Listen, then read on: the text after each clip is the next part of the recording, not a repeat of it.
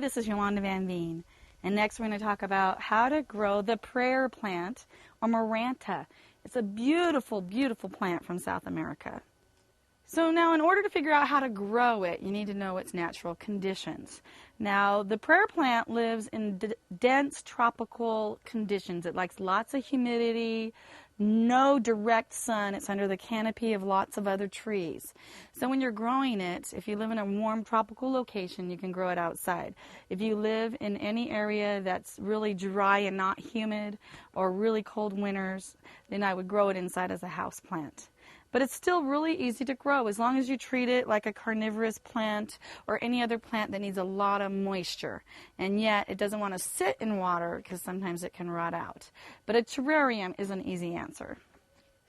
So you can grow the prayer plant right into a container with gravel or moisture, and that way it gets lots of humidity.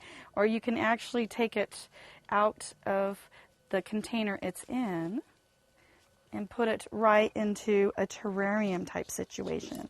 Now, you don't want it to stay too wet either. You don't want it to get water line above the roots or into the foliage, because if it gets too much water, then you're going to kill it too above the leaf line. So you want to keep it really moist. And you can put it right into a terrarium or right into a dish that's right onto gravel. And it's really easy to grow, and it'll make nice big leaves with little spots all over it. So sometimes it's called rabbit tracks too, because it looks like little rabbit feet all over it. So once it gets growing, it gets large, beautiful leaves, and they call it prayer plant because the leaves close up at night, and then they open during the day. So you can treat it as a house plant or put it outside if you live somewhere where it's really, really warm and leave it outside year-round, or just treat it as a house plant if you live somewhere that's cold. The prayer plant is a very interesting and fun plant for your garden.